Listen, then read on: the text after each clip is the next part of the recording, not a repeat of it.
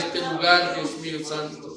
En el nombre de Jesús, háblanos, prepara nuestras mentes, quita todo pensamiento negativo, Señor, y haz sensible nuestros corazones en tu palabra, Señor, porque te lo pedimos todo, Señor, en el precioso nombre de Cristo Jesús, nuestro Señor y Salvador, por quien te damos las gracias, y tu pueblo dice amén. Gloria a Dios. Abrimos nuestras Biblias, hermanos, esta mañana en el Evangelio según San Mateo, una porción muy conocida en la que estaremos hablando, hermanos, acerca de los principios de la mayordomía de Dios.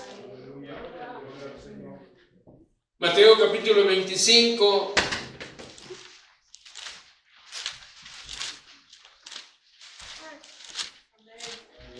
Gloria al Señor.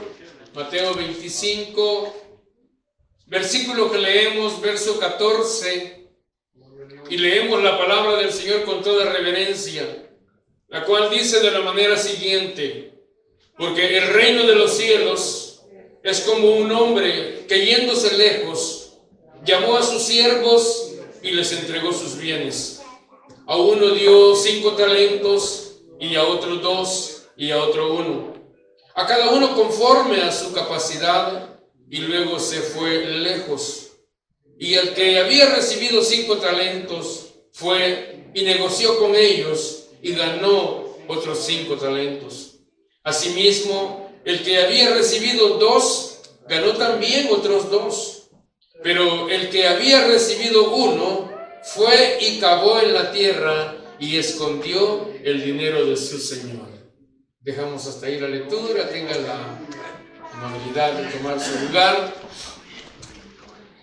Trataremos de ser breves esta mañana, ya el tiempo nos ha avanzado.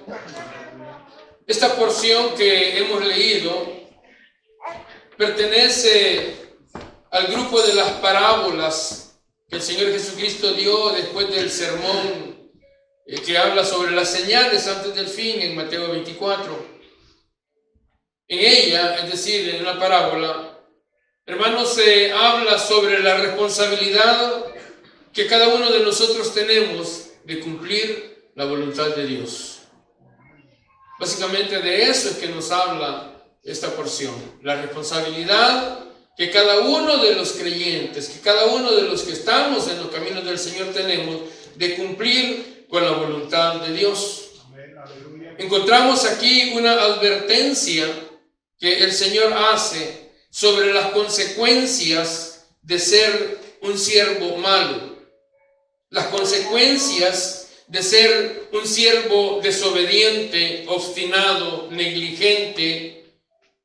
Y esto nos lleva, hermanos, a pensar que esto no es un juego, porque la vida cristiana no es un juego. La vida espiritual no es un juego. Esto, para que nosotros pudiésemos estar reunidos, para que nosotros podamos adorar con esta libertad con que lo hacemos al Señor, hermanos, se tuvo que derramar sangre, y sangre preciosa. El Señor tuvo que derramar su sangre, tuvo que dar su vida para que nosotros podamos hoy gozar de esta libertad. Entonces es serio, es real, porque la Biblia nos habla, nos enseña que nosotros también seremos juzgados por nuestras obras. En la historia de esta parábola hay 3 siervos. A cada uno, dice la Escritura, que se le da conforme a sus capacidades. Dios no te da una carga que tú no puedas llevar, sino que Él da conforme la capacidad de cada uno. Y ese es un don de Dios, es un regalo de Dios. Y entonces Él sabe qué cosas podemos sobrellevar y qué cosas no, ¿sí? Pero Él nos insta a que actuemos, a que pongamos a producir aquello que nos ha dado. Eso es lo que Dios quiere. Que lo poco que te ha dado lo pongas a producir. ¿Amén? Por eso es que vemos que el primero le dio más que al segundo y al último le da la menor cantidad. Eso es lo que ellos, era la capacidad de cada uno de ellos.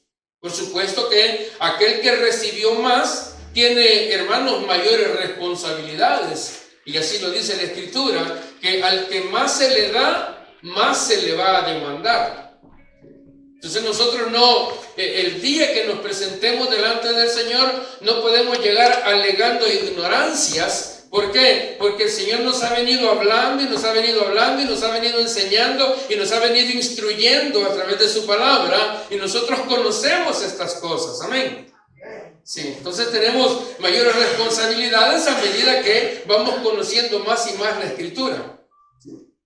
Entonces aquel al que le dio más, a ese, hermanos, él tendría que o tenía que rendir mayor ganancia.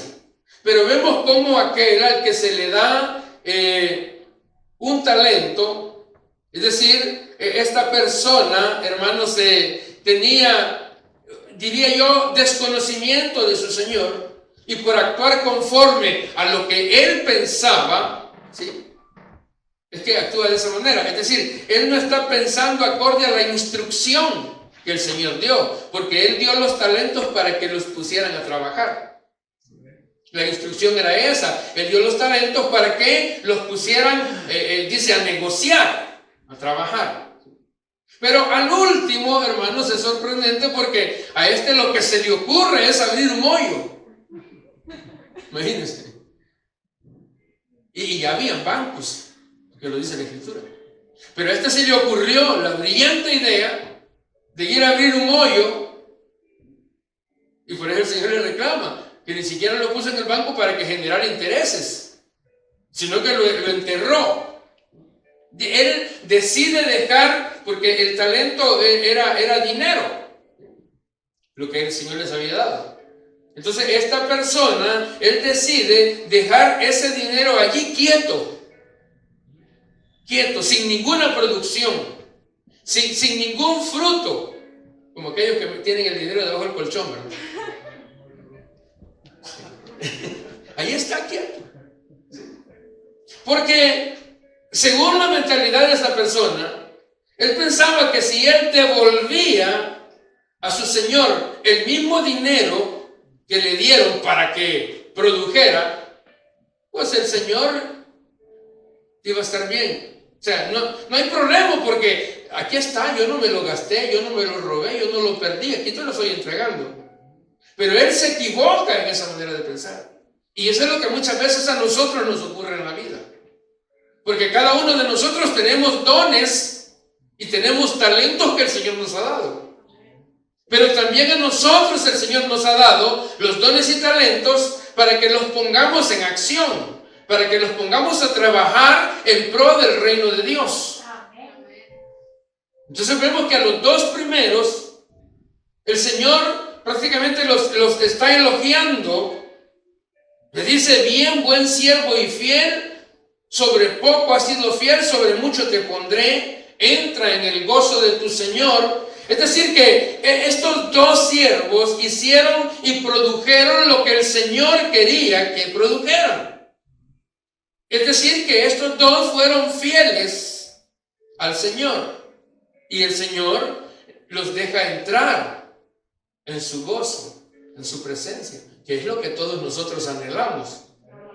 Si estamos en este camino, si estamos en la vida cristiana, en la vida espiritual, es porque nosotros anhelamos entrar al gozo del Señor. Amén. ¿Sí? Ese es nuestro deseo. No estamos aquí por mera religión, no, porque el domingo me enseñaron que hay que ir a la iglesia. No, nosotros tenemos otro objetivo, que es entrar al gozo de Dios, al gozo del Señor, a la patria celestial. Ahora, ¿quiénes son o quiénes representan cada siervo y el Señor del que habla la parábola? Que se fue lejos y que un día regresaría para ver qué pasa con sus bienes, qué pasó con sus bienes. Obviamente, hermanos, el hombre de la parábola es nuestro Señor Jesucristo, que se fue para estar a la diestra del Padre, pero que vendrá por sus siervos para darles el reino. El primero y el segundo siervo son aquellos hijos de Dios, aquellos que son fieles, aquellos que son obedientes y que acorde a sus capacidades le fueron dadas responsabilidades para que dieran el fruto que Dios espera. Eso es lo que tipifican. Son a esas personas que son obedientes, que son fieles y que Dios, acorde a sus capacidades, les da responsabilidades para que produzcan los frutos. Acuérdense que el Señor va a venir a buscar frutos en cada uno de nosotros. Pero el tercero, hermanos, ese siervo que a pesar de que a ese no se le dieron muchas responsabilidades, aún en lo poco que se le dio, no pudo ser fiel o no quiso ser fiel, sino que fue desobediente. Y la Biblia enseña que hay, hermanos, una bienaventuranza a aquellos siervos que cuando Jesucristo regrese les encuentre haciendo precisamente lo que Él dijo que hiciéramos en San Lucas capítulo 12. Bienaventurados, dice, aquellos que cuando su Señor viniera los encontrara haciendo así. Pero también, hermanos, cuando nosotros, y lo decíamos ayer en el estudio a Primera de Juan, cuando somos personas que nos pasamos escuchando sermón tras sermón, sermón tras sermón, estudio tras estudio, año tras año, escuchando la palabra del Señor, año tras año, viniendo a los estudios, escuchando la palabra, leyendo la palabra, hermanos, pero no ponemos en práctica lo que Dios nos enseña a través de su palabra. Y hemos ya escuchado y sabemos nosotros cuál es la voluntad de Dios para nuestras vidas. Porque cada uno de nosotros, creo, ya con el tiempo que tenemos en claro cuál es la voluntad de Dios. Como iglesia nosotros sabemos que tenemos, hermanos, un mandato de parte del Señor, una comisión que el Señor dejó a la iglesia de predicar el evangelio a toda criatura, pero no accionamos. No accionamos. Entonces, esta Biblia lo que dice, hermanos, y esto es serio, es que vamos a recibir más azotes. Vean lo que dice San Lucas capítulo 12. Lucas capítulo 12, en su verso 47.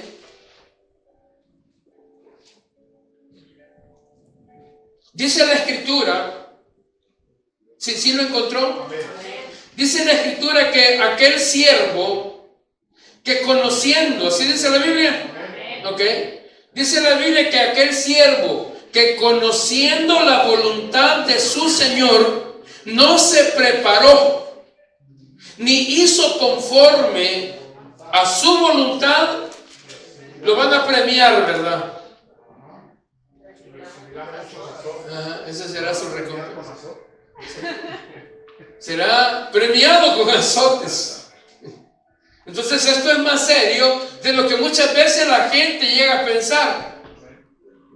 Sí, escuchamos y hay muchos mensajes por ahí en las redes, en la televisión, hermanos, que nos hablan del cielo y de qué bonito será el cielo y las calles de oro y el mar de cristal. Pero no nos hablan, hermanos, de estas realidades. Y yo siempre, y no es que tenga nada en contra de las iglesias grandes, pero yo siempre digo que en las iglesias grandes la gente le gusta estar porque pasa camuflada por ahí sin hacer nada. ¿Sí? Ahí van a camuflarse los que no quieren hacer nada, se meten en medio del montón de gente y ahí la van pasando. El problema será el día que lleguen delante del Señor y el Señor les pregunte: ¿qué hiciste con el talento que te di? ¿Dónde está? ¿Dónde está la ganancia? Dice que recibirá muchos azotes. Ahora, para que nosotros podamos entender, hermanos, y la Biblia nos habla, siempre la Escritura nos presenta principios. Y los principios, hermanos, de la palabra de Dios son principios que nunca varían, porque son principios que fueron dados, que fueron establecidos precisamente por Dios. Pero lo que sucede es que con el paso de los años, estos principios como que se han ido perdiendo dentro de la vida de la iglesia. Los principios que Dios ha dejado establecidos en su santa palabra, hermanos, en el manual de operaciones del creyente, que yo le llamo así, porque en esta Biblia, aquí está contenido todo lo que Dios quiere que nosotros hagamos y lo que no hagamos. Ese es el manual de operaciones de nosotros, de nuestra vida. Entonces Dios ha dejado principios ahí para que nosotros los creyentes los pongamos en práctica, los pongamos en obra o por obra, pero que con el paso de los tiempos, hermano, estos principios se han ido diluyendo dentro de la vida de la iglesia, se han perdido ya, muchos se han equivocado. Y lo que sucede es que cuando usted se sale de un principio, este se corrompe. Entonces, Dios, hermano, encontramos que Dios es un Dios al que le gusta hacer notar su soberanía. Dios es soberano. Amén. Sí, Dios es un Dios soberano. ¿Sí? Y en el buen sentido de la palabra, Dios es un Dios que se siente orgulloso de sí mismo. Pero Él tiene principios que son inviolables. Por ejemplo, en el Salmo 24, un salmo que usted lo conoce de memoria, los primeros 2 versos del Salmo 24 dice que de Jehová es la tierra y su plenitud, el mundo y los que en él habitan. Y dice porque Él la fundó sobre los mares y la afirmó sobre los ríos. Eso dice la Escritura, eso dice Dios, que de Él es la tierra y su plenitud, el mundo y los que en él habitan. ¿Por qué no dice conmigo? De Jehová es la tierra y todo lo que en ella hay. Todo lo que hay en el mundo y todos los que habitan en el mundo le pertenecen a Dios. Entonces, si hay algo, hermanos, que sorprende, que llama la atención de Dios, es que Dios, hermano, Él reclama un título de propiedad. Es Dios mismo el que está diciendo: todo lo que hay en la tierra es mío. Todo lo que se mueve sobre la faz de la tierra es mío. Dios dice: todo el oro y la plata que hay en el mundo me pertenece a mí. Todo, hermano, las casas que están en la tierra, los árboles, los ríos, todo le pertenece a Dios. Todo lo que vuela le pertenece a Dios. Todo lo que se arrastra le pertenece a Dios. Todo lo que hay debajo de la tierra que usted ni se imagina que hay le pertenece a Dios. Todo lo que hay en la profundidad de los mares le pertenece a Dios. Todo lo que hay arriba en el espacio le pertenece a Dios. Él dice: mía es la tierra y su plenitud. Y llama la atención porque Él dice: yo la fundé sobre los mares y la afirmé sobre los ríos. Entonces, hermano, ¿quién es el dueño de la plata? Usted no, hombre. Yo, dice. Usted está pensando en la que tiene en el banco. Pues también ese es del Señor. ¿Quién es el dueño de la plata? ¿Quién es el dueño del oro? Es que lo dice como ya está tocándose la cartera. Sí. Es Dios. Sí. ¿De quién son los hijos que usted tiene? Dice que herencia de Jehová son los hijos, son de Él. Se les ha prestado. Vamos a hablar de eso. ¿De quién es la esposa esa gritona que tiene?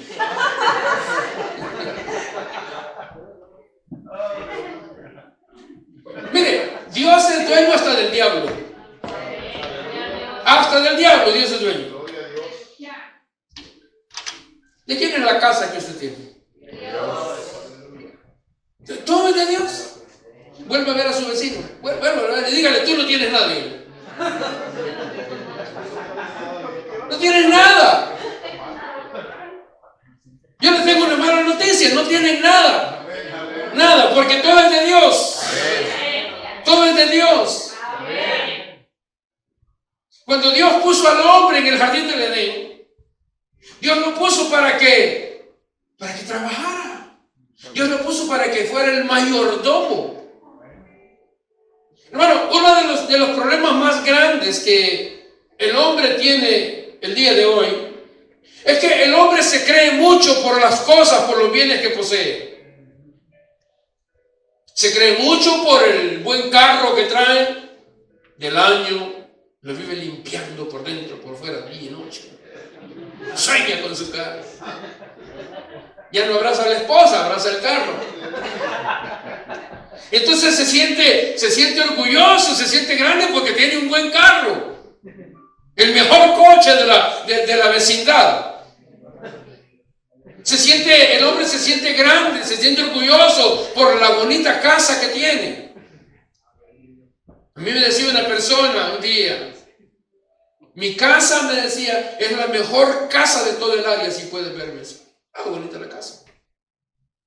Y él siempre que platicábamos y enfrente de su casa, es que mi casa es la mejor. Hace poco me enteré que la perdió. Por ahí está de venta. Pero hay gente que se siente orgullosa por la casa que tiene. Hay quienes se sienten orgullosos o orgullosas por el cuerpo que tienen. Sí. Se sienten orgullosas por los bonitos ojos que tienen. Tapatíos, dicen. Otros tienen ojos de pacún. Otros se sienten orgullosos por los hijos que tienen. Ah, mis hijos. Y se sienten orgullosos por los hijos que tienen. Sí, porque son bonitos, porque son inteligentes, qué sé yo, pero se sienten orgullosos por ellos. Pero la mala noticia que yo le tengo es que usted no tiene nada, porque ni los hijos que tiene son suyos. Porque todo es de Dios. Y debemos de estar agradecidos con Dios por esos hijos que tenemos. Que aunque son el terremoto de la casa, ¿verdad? Pero Dios nos los ha dado, ¿para qué? Imagínese un hogar sin hijos usted. Ahí terminan con un gato, con un perro, que no es malo. Yo tengo 3 perritos en mi casa. No es malo, pero imagínese usted dejar de heredero al gato. Y aún el gato que tienen es de Dios. Entonces tenemos que entender, iglesia, que el principio de propiedad le pertenece a Dios. Y usted tiene que entender que Dios nos ha dado a nosotros la mayordomía de todo lo que Él ha dejado, de todo lo que Él ha creado. Pero también debemos de entender, hermanos, que para poder ser un buen mayordomo de Dios, tenemos que entender que todo eso de lo que hemos hablado no es nuestro, es de Él. Porque a veces nos apropiamos de las cosas que son de Dios. Y no, debemos de entender que nada es nuestro. Todo es de Dios, incluyendo su cuenta bancaria. Es de Dios. Mire, hay gente que de la noche a la mañana se quedaron sin 5 y eran millonarios. De la noche a la mañana se fueron a la quiebra. Y hay otros que 20 pesos tienen en el banco. Todo es de Dios. Y lo que es peor, como todo lo que usted tiene le pertenece a Dios, aunque a usted no le guste. Aleluya. Lo peor es que, hermanos, un día Dios le va a llamar a usted y le va a pedir cuentas de todo lo que Dios le dio a usted. Aleluya. En el hogar, el hombre es el mayordomo de la familia. Y Dios le va a pedir cuentas de esa mayordomía. ¿Cómo criaste a tus hijos? ¿Cómo los educaste? Porque esa es responsabilidad no solamente de la mamá. Hoy los papás le han echado le tiraron la pelota a la mamá. Ahí anda la pobre mujer correteando de un lado para otro y que va a la escuela y que va a la clínica y que va aquí, que va allá, ella sola. El mayordomo de la casa. Dice, no, él tiene responsabilidad. Sí, es que tengo que trabajar, es que trabajo el trabajo, pero acuérdese que Dios lo ha hecho mayordomo a usted de esa familia. ¿Para qué se metió en eso? Sí. Pues el hombre tiene que trabajar para mantener a la mujer y tiene que trabajar para mantener a los hijos. Es su responsabilidad. Hoy es al revés, hoy el hombre se queda en la casa y la mujer va a trabajar. El problema es que le van a pedir cuentas de esa mayordomía. Y la responsabilidad del hombre. ¿En serio? ¿En serio? Porque todo es de Dios. Y Dios le va a pedir cuentas a uno. Job era un hombre que dice la Biblia que era perfecto y recto, así dice la Biblia. Dice que era temeroso de Dios y apartado del mal. Y este Job tenía, no sé si ustedes han leído el libro de Job, pero dice que tenía 10 hijos. Como no había televisión en aquellos tiempos. No, es porque en la cultura hebrea ellos consideraban que entre más hijos tenía la familia, la pareja, pues eran más bendecidos. Entonces se apuraban. Entonces Job tenía 10. Y dice que tenía 7,000 ovejas. Tenía 1,000 bueyes. Y dice que tenía 500 burras, asnas. Y dice la Biblia que tenía muchísimos criados, imagínense usted. Pero dice la Biblia que un día, oiga, en un día, Job lo perdió todo. En un día, Job lo perdió todo. Allí en el primer capítulo del libro de Job dice la Biblia que en un día, hermano, Job perdió todo. Imagínense usted perder 10 hijos de un solo. Dejemos las cosas materiales, porque la gente dice, bueno, las cosas materiales se vuelven a hacer, pero los hijos. Porque todo es de Dios. Por eso uno tiene que estar agradecido aún con los hijos que uno tiene, porque si tienen vida es porque Dios les está dando vida. Porque si Dios quiere, se los lleva. ¿Y quién le dice algo? Pues la casa que usted tiene, si Dios quiere, le pega un soplido y manda un tornado y se la lleva. El carro que usted tiene, que tanto cuida y chainea cada rato.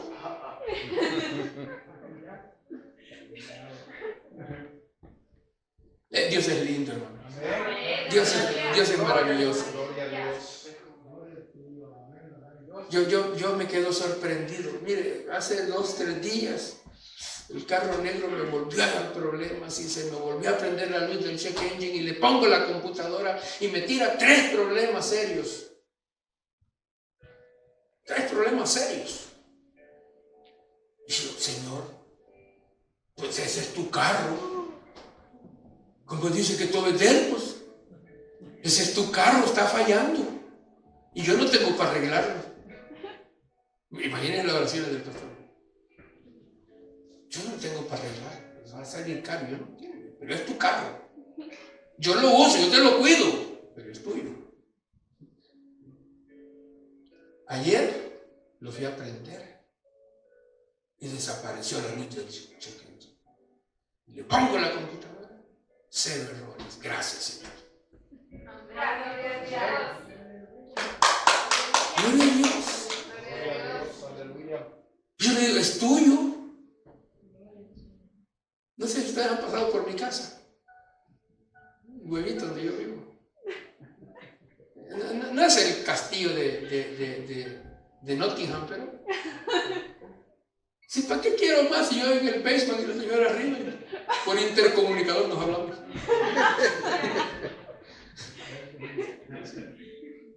Pues si ustedes ven el techo de mi casa, no, hombre, cuando llueve.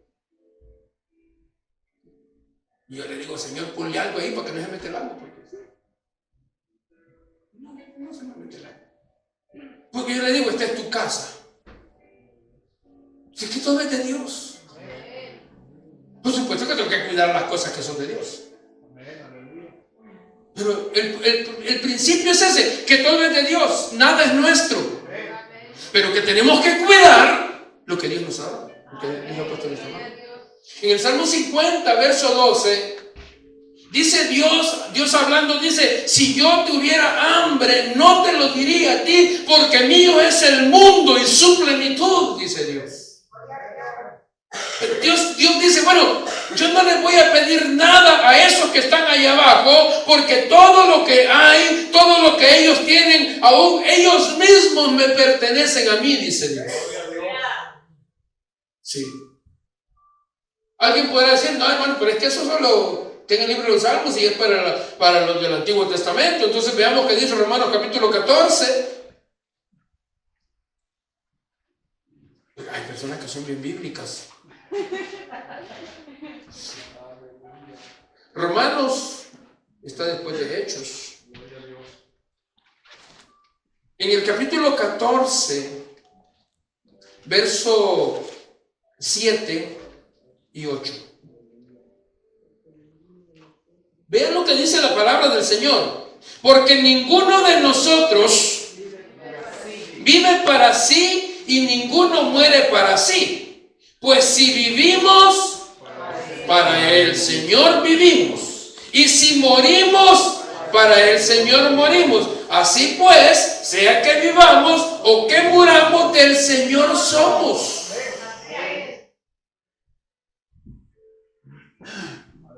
A ver, atrévase a decir, yo soy del Señor. Yo soy del Señor. Ay, díganlo, yo soy del Señor. ¿Sí? Mi esposa es del Señor. No le va a decir, llévatela, no. Hay quienes dicen, Señor, llévatela, te la mando, no. Mis hijos son del Señor. Son de Él. Porque, hermano, cuando usted es dueño de algo, usted lo reclama. ¿Sí? Y como usted es el dueño de eso, usted lo puede agarrar cuando usted quiera, ¿o no? Así es. Usted es dueño de algo y usted dice, esto es mío, ¿y qué pues? Pues Dios reclama también ese título de propiedad. Porque cuando usted tiene un título de propiedad, eso le acredita que eso es suyo. Entonces, usted me dirá, entonces, pastor, pero yo tengo la escritura de mi casa. Yo tengo el título de propiedad de mi casa. ¿Sí? Una casa que usted dice que es suya.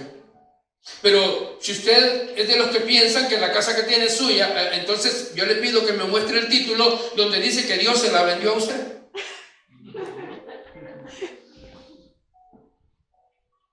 Porque es que nos han vendido cosas que los que nos la vendieron no son los dueños originales. Porque todo es de Dios. Pero entonces el asunto es que en primer lugar Dios demanda a sus siervos eso, que todo es de Él. Ese es el punto que yo quiero que entendamos, que todo lo que nosotros tenemos le pertenece a Dios. Amén. Pero que Él ha confiado en nosotros, en ese sentido, y nos ha confiado a nosotros la mayordomía de sus bienes. ¿Sí? Es decir, que Dios a cada uno de nosotros nos ha hecho sus mayordomos. Yo pensé que... Es que hay gente que cree que... Mire, si los mayordomos son los que viven mejor. Hermano, los mayordomos, olvídense.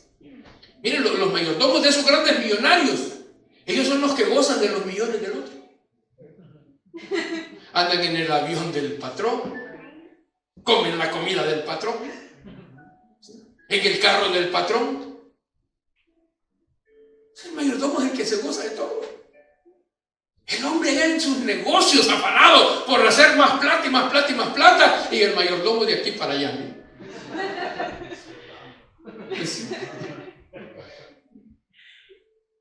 A mí me gusta ese título, mayordomo. Bueno, los hombres se han puesto muchos títulos, y hablando de hombres cristianos, pues. Hay hombres que, por ahí hay alguien que primero era pastor, ¿sí? Y después ya decía pastor evangelista. Bueno, después ya era pastor evangelista y consejero. Imagínese usted. Después pastor evangelista, consejero y conferenciante. Después ya está escritor. Y por último se pone doctor. Doctor en teología. Un PhD. Sin embargo, cuando yo vengo a la Biblia, me encuentro que el único título que Dios nos reconoce a nosotros es el de mayordomo.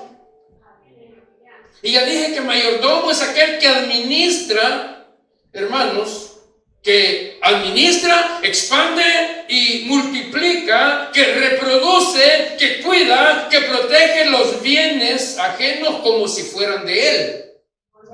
Eso es el mayordomo. Él cuida de esos bienes como si fueran propios. Pero ese es el título que Dios nos da, mayordomos. Y cuando lleguemos al cielo, que yo espero que lleguemos, Dios no te va a preguntar cuál es tu PhD. O sea, es un doctorado en filosofía. Ese es el máximo grado que se alcanza en estudios. Pero Dios no te va a preguntar ahí cuál fue tu nivel académico. ¿Cuál es tu PhD? ¿Qué títulos tienes? No. Dios te va a llamar mayordomo. Y te va a pedir cuentas de tu mayordomía. ¿Qué dice 1 Corintios capítulo 4, verso 2? 1 Corintios está antes de 2 Corintios.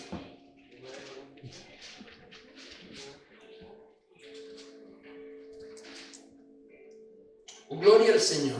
¿Lo tienen? Amén. ¿Qué dice 1 Corintios 4, 2? Ahora bien, se requiere de los administradores que cada uno sea hallado fiel. Ajá, ahí está. Es lo que la Escritura dice. El mayordomo, ya dije, es un sirviente, es un siervo. ¿Cuántos son siervos? Amén. Usted es un mayordomo del Señor. Ya le dije, ya le expliqué. Usted tiene una mayordomía. En su casa, usted tiene una mayordomía y le van a pedir cuentas por ello. Pero dice la Escritura que se requiere de los administradores, de los mayordomos, hermanos, se requiere que cada uno sea hallado fiel. Es decir, no se puede ser un verdadero hijo de Dios si no se es un verdadero mayordomo. En este caso, el mayordomo es un buen administrador, insisto, de la familia. El mayordomo tiene que ser un buen administrador en el hogar, en la familia, con los hijos, con la esposa, con todo. Es el que sabe cómo se mueven las cosas. Él es el dirigente espiritual. Él es el que debería de cada noche llamar al altar familiar. Porque es su responsabilidad delante de Dios. Es mi mayordomía. Dios me ha puesto como mayordomo de mi casa. Y yo tengo que velar por la vida espiritual de la familia. Entonces, ¿qué tengo que hacer? En la noche, antes de irnos a dormir, en vez de estar viendo al diablo como el diablo, no, tener ese momento, el altar familiar. Es parte de la mayordomía. Es el que cuida. Y la Biblia dice que se requiere que los administradores sean hallados fieles. ¿Quiere un ejemplo de mayordomía? ¿Se acuerdan ustedes de José? De José, el de la Biblia, José, mire, ese José, el José de la Biblia. Alguien está pensando en José, aquel que vive allá con él. No. José era un pastorcillo de ovejas. Ese José andaba hediondo a ovejas. Olía a ovejas. Sin embargo, ese José de pronto comenzó a tener sueños, comenzó a soñar. Y él soñaba que iba a ser un hombre grande. Él soñaba que iba a ser poderoso. Él comenzó a tener visiones. Y sus hermanos, dice la Biblia, que se llenaron de envidia. Así que un día hasta tramaron matarlo, imagínese usted. Quisieron matarlo, pero al final le perdonaron la vida. Usted conoce la historia. Lo metieron en una cisterna. Después se lo vendieron a aquellos ismaelitas. Y los ismaelitas lo llevaron a Egipto. Y allá en Egipto vino un hombre llamado Potifar. Potifar era un hijo del diablo. Era un adorador de otros dioses. Pero él vino, Potifar lo vio, le gustó y lo compró para que fuera su sirviente. Eso está en Génesis capítulo 39. Y dice la Biblia, si quiere ver conmigo, así porque no digan el pastor dijo no, dice la Biblia.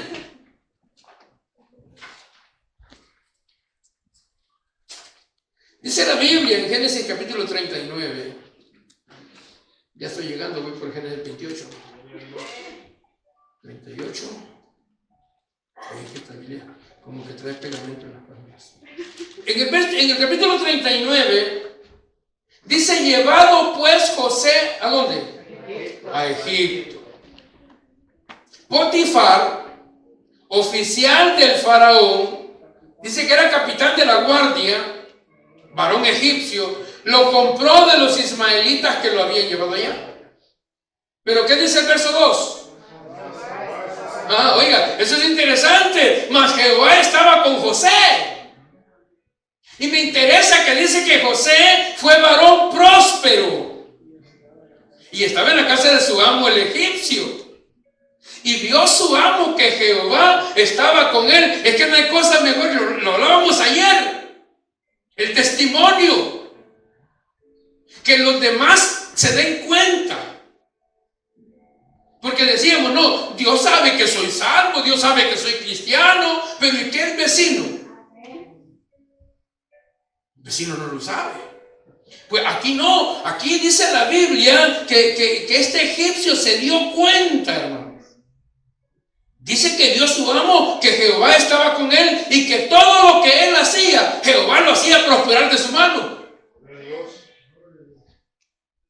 Yo he dicho que muchas veces, hermano, hay creyentes que llegan a un trabajo y el trabajo en vez de prosperar quiebra. Imagínese usted. Se cierran el negocio. ¿Qué pasó? Y dice que hacía yo José gracia en sus ojos y le servía. Y entonces vea, Potifar lo que hizo, le hizo mayordomo de su casa y entregó en su poder todo lo que tenía. Es que esa es la función del mayordomo. Y aconteció que desde cuando le dio el encargo de su casa y de todo lo que tenía, vea, Jehová bendijo la casa del egipcio a causa de José. Eso me gusta. Que la bendición de Jehová estaba sobre todo lo que tenía, así en la casa como en el campo. Mire, el Potifar contento, no hombre, me sacaron la lotería con este José. Todo lo que toca. Dice que dejó todo lo que tenía en manos de José. Y no se preocupaba de cosa alguna más que de la comida. Y por supuesto, mire, es que los mayordomos, mire, José era igual que el pastor, hermoso semblante y bella presencia. Lucha. Yo me identifico con José. Me da risa, pero yo sé que ustedes quisieran, pero ya estamos cabales. Y dice el verso 2 que José fue próspero, pero fue próspero porque Jehová estaba con él. ¿O no dice el Salmo 23 que el bien y la misericordia me seguirán todos los días de mi vida? Amén. Si Jehová es mi pastor. Entonces, la evidencia de que Dios ha controlado mi vida. José era próspero y era un sirviente, pero la cualidad de José era que era fiel. Era fiel. Y por eso dice el verso 3 que su amo vio que Jehová estaba con él. Imagínense usted que desde el momento, hermanos, que puso en la mano de José todo lo que tenía, dice la Biblia que Jehová bendijo la casa del egipcio.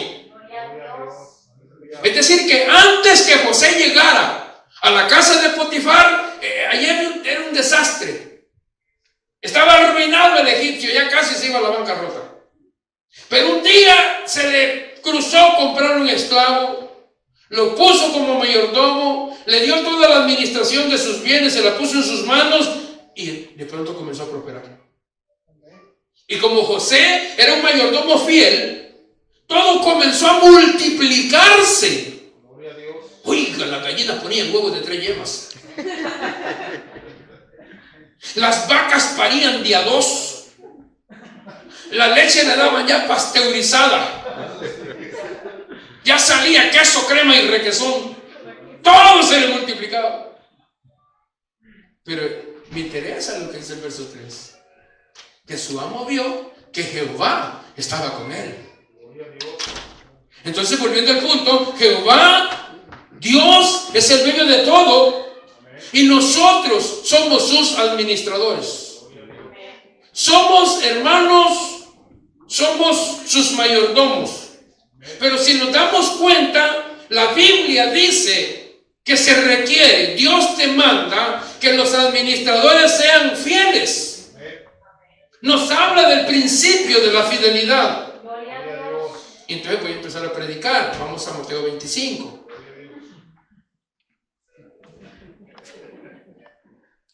Yo soy el domingo. Amén. Estaba pensando en ese chino. Claro, menciona, así salen con hambre. Mateo capítulo 25. Volvemos ahí.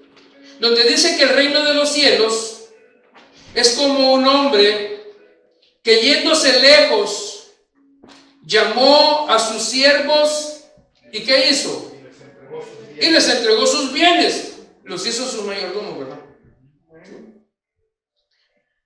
A uno le dio 5 talentos, a otro 2 y a otro 1, a cada uno conforme a su capacidad, y luego se fue lejos. Y el que había recibido 5 talentos fue y negoció con ellos y ganó otros 5 talentos. Asimismo, el que había recibido 2 ganó también otros 2. Pero el que había recibido 1 fue y cavó en la tierra y escondió el dinero de su señor. Después de mucho tiempo, vino el señor de aquellos siervos y arregló cuentas con ellos. Aguas con eso, Y llegando el que había recibido 5 talentos, trajo otros 5 talentos diciendo: Señor, 5 talentos me entregaste, aquí tienes, he ganado otros 5 talentos sobre ellos. Y su señor le dijo: bien, buen siervo y fiel, sobre poco has sido fiel, sobre mucho te pondré, entra en el gozo de tu señor. Llegando también el que había recibido 2 talentos, dijo: Señor, 2 talentos me entregaste, aquí tienes, he ganado otros 2 talentos sobre ellos. Su señor le dijo: bien, buen siervo y fiel, sobre poco has sido fiel, sobre mucho te pondré, entra en el gozo de tu señor. Pero llegando también el que había recibido un talento, dijo: Señor, yo te conocía que eres hombre duro, que ciegas donde no sembraste, que recoges donde no esparciste. Así que mira, yo tuve miedo, por lo cual tuve miedo y fui y escondí tu talento en la tierra. Aquí tienes lo que es tuyo. Aquí está, yo aquí te lo entrego. Sí, ahí está. Cuentas claras, amistades largas, le dijo. No es así. Respondiendo su señor, le dijo: siervo malo y negligente, sabías que ciego donde no sembré y que recojo donde no esparcí, por tanto debías haber dado mi dinero a los banqueros y al venir yo hubiera recibido lo que es mío con los intereses. Quitadle pues el talento y dadlo al que tiene 10 talentos, porque al que tiene le será dado y tendrá más, y al que no tiene, aún lo que no tiene, aún lo que tiene le será quitado. Y el siervo inútil, echado en las tinieblas de afuera, y allí será el lloro y el crujir de dientes. Pero podemos ver, hermanos, el principio. Y es que la mayordomía tiene que ver con la capacidad. Dios le dio a cada uno conforme a esa capacidad. A uno 5, a otro 2, a otro 1. Y la Biblia dice que después de mucho regresó el amo y le pidió cuentas. El punto es ese. Nos van a pedir cuentas. Gloria a Dios. Hermano, yo no sé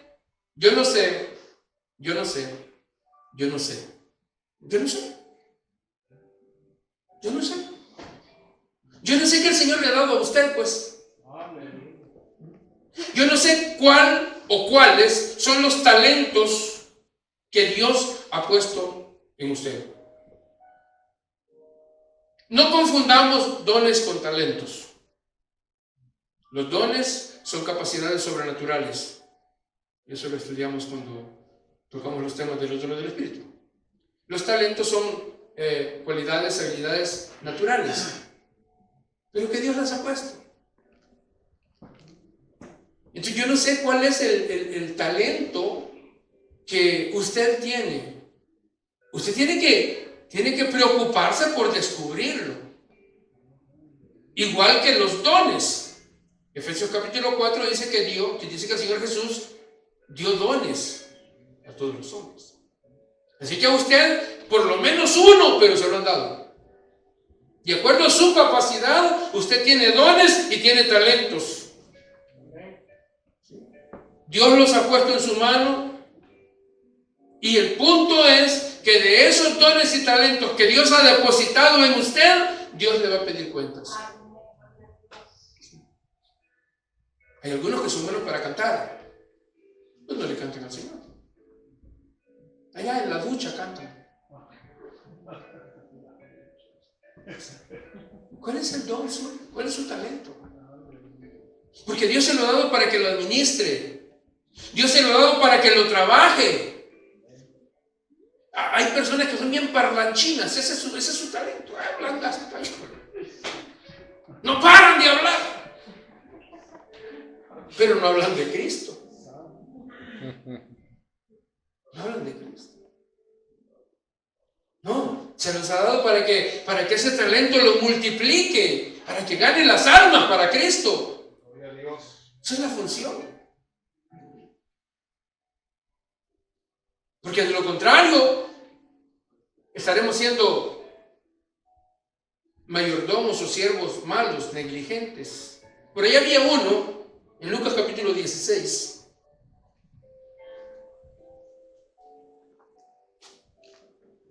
Había un hombre rico, Lucas capítulo 16, que tenía un mayordomo. ¿Qué? Los mayordomos están al servicio de los ricos. Nosotros somos mayordomos del más rico de los ricos, del dueño del oro y de la plata. Y entonces este mayordomo, dice la Biblia, que fue acusado como disipador de los bienes de su señor, de su amo. Este se los andaba gastando. Entonces lo llamó y le dijo: ¿qué es esto que oigo acerca de ti? Da cuenta de tu mayordomía, porque ya no podrás más ser mayordomo.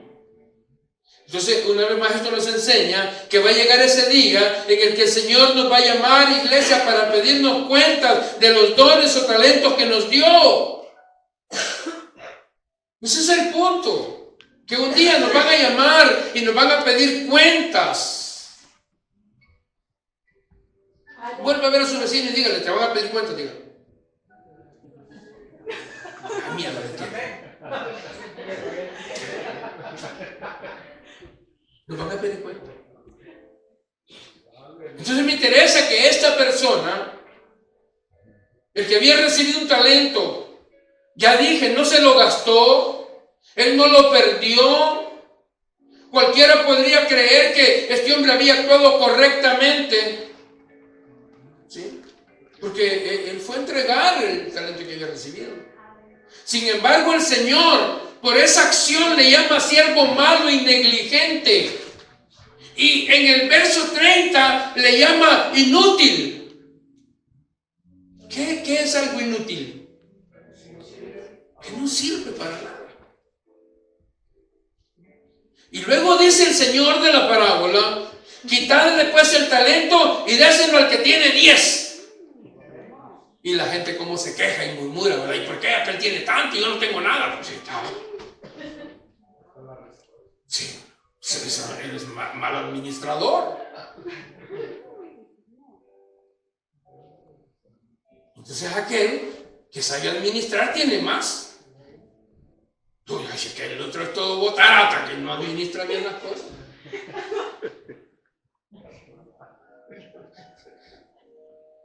Quítenselo y déselo al que tiene más, al que tiene 10.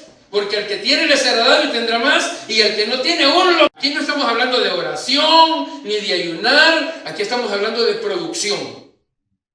Porque la mayordomía demanda producción.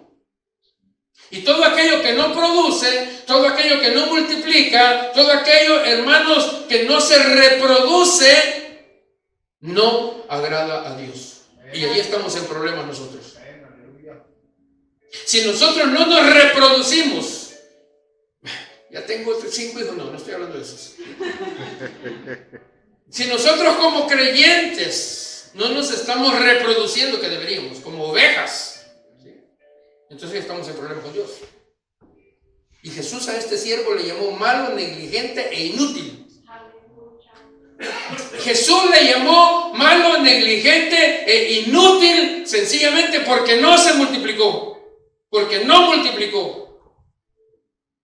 Y dijo, quítenle lo que tiene y déselo al que tiene más. Es Dios hablándole a alguien que no produjo. ¿Por qué no, así rapidito, hacemos un inventario flash de nuestra vida? ¿Qué hemos producido nosotros para el Señor?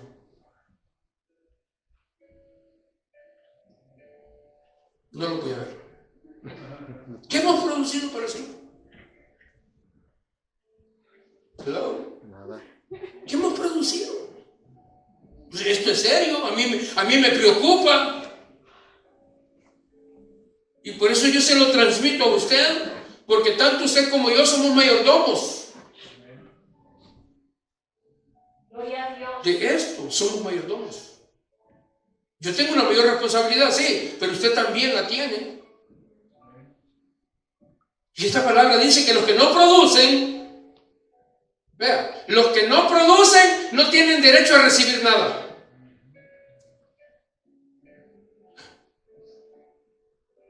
Quítenle hasta lo poquito que tienen. Si no produce, no tiene derecho a recibir nada. ¿Para qué usted le va a dar semilla si no quiere salir a sembrar? Ay, es que está muy fuerte el sol. No, pero es que mire que está, la tierra está bonita, quiero sembrar. Ah, pero es que no, es que me voy a nudar los pies. Si no produce, ¿qué hace? Inutiliza la tierra. ¿Se acuerdan ustedes de la parábola de la higuera estéril? Lucas capítulo 13. Lucas capítulo 13, la parábola de la higuera estéril. Dijo el hombre, he aquí, dijo, hace 3 años que vengo a buscar fruto de esta higuera y no encuentro, córtenla. ¿Para qué? Dijo, inutiliza también la tierra. Hermano, Dios es Dios de multiplicación. El diablo es el que resta, quita, Dios multiplica. Dios es el Dios de la reproducción. Entonces todo aquello que no se reproduce, todo aquello que no produce, desagrada a Dios. Y lo que Dios hace es que lo corta. Y si a nosotros no nos ha cortado, es por misericordia. Si a nosotros Dios no nos ha cortado, porque nosotros no producimos nada. Y si Dios no nos ha cortado, es porque hay alguien que le está diciendo, dale otro año. El hacha, dice la Biblia, ya está puesta. Oye, es con una motosierra. Ya está puesta. Ya está encendida. Pero hay alguien que le dice, dale otro chance. Dale otro año. Pero ya lleva como 20. Dale uno más. No, si el Señor lo hubiera dado a nosotros. Bendito Jesús, aleluya. Pero no lo ha hecho porque hay alguien que está intercediendo por nosotros y le dice, mira, yo voy a trabajar en él. Este es el Espíritu Santo trabajando en nosotros. Para que nosotros seamos productivos para el reino de Dios. Pero va a llegar un momento en el que Dios va a decir, no, ya demasiado. Dice que lo corta. ¿Verdad que si usted tiene en el banco $20, usted no puede hacer un cheque de 2,000?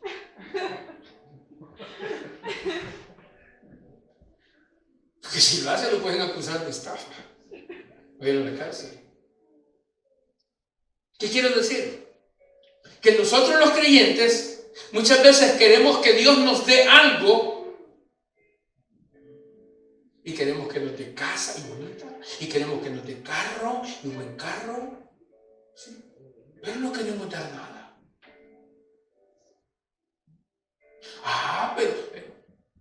Pero cuando andaban en el mundial, pues, en el mundo gastaban dinero ahí invitando a los amigos. Yo pago esta ronda, yo pago la otra. Y traen que guíen. Se iban a los bailes ya con las muchachas. ¿Sí? Igual las muchachas bien ataviadas, moviendo el esqueleto. Y se pasaban toda la noche allá en la disco. Y no había cansancio. Se hicieron creyentes a dormir, se vienen.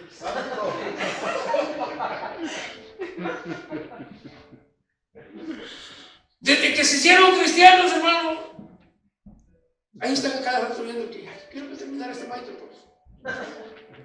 Ay, aburre con lo mío.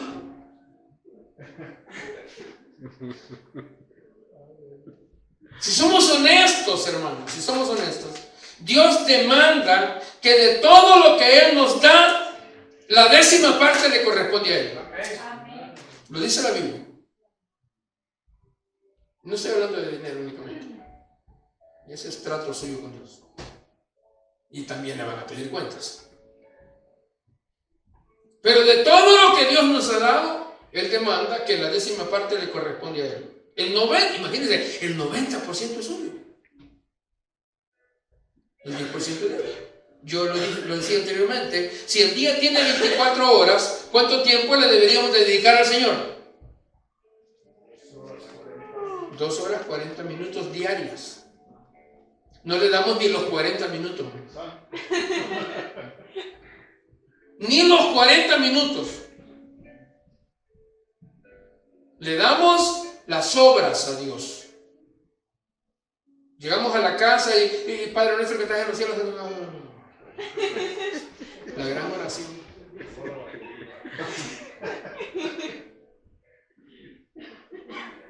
Hermano, si hay personas que ni siquiera oran para comer. No se agarran el plato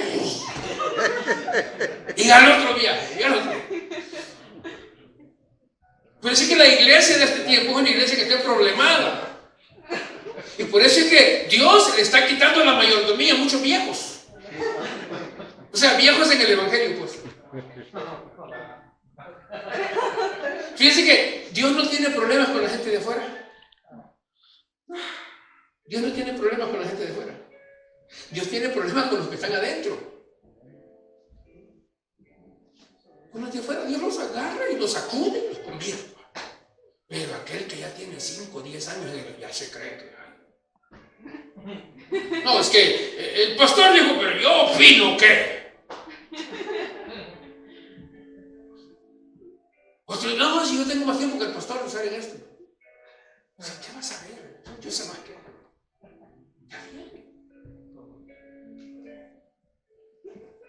Por eso, yo termino ya. Yo termino ya con esto, hermanos. Tengamos en mente, por favor, que Dios nos ha entregado a nosotros una mayordomía. En cualquier área de nuestra vida tenemos mayordomía. Ya lo dije, en el hogar hay mayordomía. Las hermanas por igual también tienen la mayordomía en sus casas, con sus hijos, con sus hijas. En la iglesia tenemos una mayordomía también, en las cosas espirituales. Pero el punto es que un día nos van a pedir cuentas. Eso es lo que no debemos olvidar. Que un día nos van a pedir cuentas. Y ese talento que usted tiene ahí enterrado, vaya, sáquelo. Si oye, agarre una pala y vaya y escarbe y sáquelo. Y póngalo a producir para la obra del Señor. Si usted tiene para la cantada, venga aquí y cante. Solo la hermana Jessica y yo, imagínense. Están unos cumbos viejos que nadie los toca. No sienten feo ustedes que esa cosa está en que nadie la toca. Habiendo aquí tantos. Ay, pastor, pero es que no hay quien me enseñe. Vaya, pague a una escuela que le enseñe. ¿Qué son 30 pesos a la semana para que le enseñen a tocar un instrumento? Yo me acuerdo cuando iniciábamos una obra por allá, no había músicos. Y yo me fui a meter a una escuela, se llamaba Meridian Music. Y fui a dar clases de piano. Para empezar a dirigir las alabanzas con música. Y ahí estaba yo todos los sábados, así, $35 a media hora. Los pagaba yo. A ustedes que ganan $80,000 al año, pecado que no puedan pagar una clase. Cuando uno quiere servir al Señor, uno se esfuerza. A los instrumentos. Ya el pastor ya no aguanta la garganta, dirigir que las alabanzas y después yo venía a predicar 20 minutos. Ya me faltan 5. No, yo lo hago y a mí me gusta hacerlo. Yo me gozo haciéndolo, pero aquí hay otros que podrían hacerlo. Que tienen ese talento, lo tienen ahí. Aunque sea taradeada, venga a hacer aquí las alabanzas. Evangelismo, hay que evangelizar. Quieren ser líderes, aquí les preparamos para que sean líderes y abrimos grupos familiares. Yo sé que aquí hay quienes pueden hacerlo. Cuando uno habla así empiezan todos a agacharse. Sí, aquí lo veo. Líderes. Porque eso hemos sido llamados. ¿Por qué? Porque, hermano, es que usted viene aquí a aprender, pero lo que viene a aprender es para que lo ponga por obra. No sé de qué nos sirve estarnos llenando y llenando y llenando y llenando. Así como esa gente que todo lo que agarra, el banco. ¿Me das para una Coca-Cola? No, porque no podemos gastar. ¿No? Esto es que lo que vayamos aprendiendo lo vayamos poniendo por obra. Lo poco o mucho, a unos le dio mucho, a otros le dio poco, pero lo poco o mucho, póngalo por obra. Porque el que más se le dio, más se le va a demandar. Así que si un día lo están azotando a usted, acuérdese de este mensaje. ¿Sí? Porque dice que el siervo aquel negligente lo mandó a que lo azotara. El Señor dice, Apocalipsis 3:11, he aquí, yo vengo pronto. Retén lo que tienes para que ninguno tome tu corona. Acuérdense, usted es mayordomo del Señor. Usted tiene una mayordomía, tiene una responsabilidad por la cual le van a pedir cuentas. Vuelva a ver a su vecino y dígale, hermano, hermana, acuérdate, te van a pedir cuentas. Póngase de pie. Póngase de pie. Y denle gracias al Señor. Denle gracias porque no nos ha cortado todavía. ¿Sí? Pero dígale, Señor, ayúdame. Yo quiero ser como ese mayordomo fiel, Señor. Yo quiero producir, Señor. Padre, en el nombre de Cristo Jesús, en esta hora, te damos muchas gracias, Señor, por tu palabra. Gracias por hablar nuestras vidas, Señor. Por recordarnos, Señor, porque estas son cosas que ya las sabemos. Pero gracias por recordarnos, Señor, que tú has puesto en nuestras manos, Señor, una mayordomía, Padre. Y que tú, Señor, un día vas a venir y nos vas a llamar a cuenta, Señor. Ayúdanos, precioso Espíritu Santo, para que cuando ese día llegue nosotros estemos preparados, Señor, y podamos, Señor, entregar, Señor, esas cuentas contigo, Señor. Que podamos, Señor, entregar lo que hemos producido para ti, Señor. En el nombre de Jesús, te pedimos, precioso Espíritu Santo, que tú nos ayudes cada día de nuestra vida, Señor.